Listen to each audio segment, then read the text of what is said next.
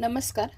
चालू घडामोडीच्या निधन वार्ता या सेक्शनमधील आपण पुढचं व्यक्तिमत्व बघणार आहोत. कोणते? के.एस. मनीलाल. बघा, सगळ्यात महत्त्वाचं काय, आधी मी काय करते वाचून दाखवते आणि त्यानंतर तुम्हाला कोणत्या गोष्टी लक्षात ठेवायच्या हे पण सांगते. बघा, पहिली गोष्ट तर के.एस. मनीलाल या नावामध्ये त्यांचं इनिशियल आपल्याला नीट माहिती पाहिजे. के आणि एस.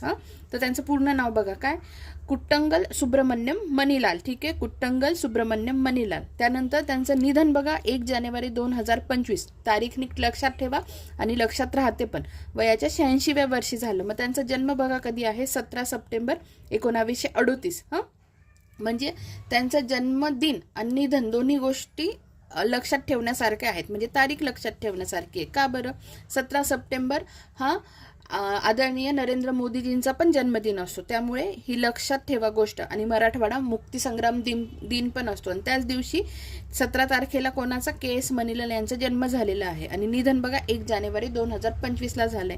बघा, ते मूळचे आहे केरळचे आणि कोण आहे, वनस्पती शास्त्रज्ञ आहेत. कॅलिकट किंवा कालिकत विद्यापीठाच्या वनस्पतीशास्त्र विभागाचे ते माजी प्रमुख होते. त्यांनी 200 शोधनिबंध लिहिले. वनस्पतीच्या 19 प्रजाती त्यांनी शोधलेल्या आहेत. आता मेन म्हणजे बघा, एक पुस्तक होतं जे केरळमधील जैवविविधतेवर आधारित 17व्या शतकात लिहिलं गेलं होतं. त्या पुस्तकाचं नाव नीट लक्षात ठेवा, हॉर्टस मलाबारिकस हा तो ग्रंथ होता.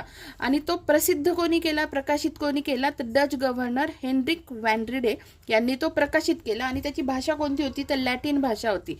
बरं, लॅटिन भाषा होती. आणि मग ते जे हॉर्टस मलाबारिकस हे जे ग्रंथ आहे तो लॅटिन भाषेत होता. मग त्याचा इंग्रजी आणि मल्याळममध्ये अनुवाद करणारे कोण, तर के.एस. मनीलाल. अतिशय महत्त्वाची गोष्ट आहे, नीट लक्षात ठेवा. आणि त्यानंतर त्या पुस्तकाचं नाव काय, मग ॲन इंटरप्रिटेशन ऑफ वॅनड्रिड्स हॉर्टस मलाबारिकस असं ते पुस्तक आहे.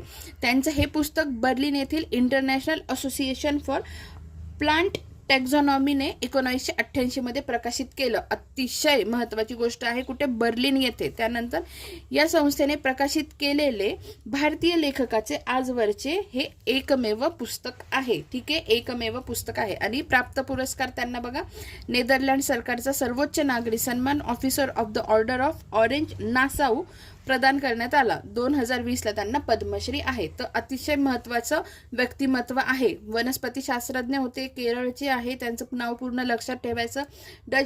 डच गव्हर्नरने कोणतं पुस्तक प्रकाशित केलं, हॉर्टस मलाबारिकस. लॅटिन भाषेत होतं.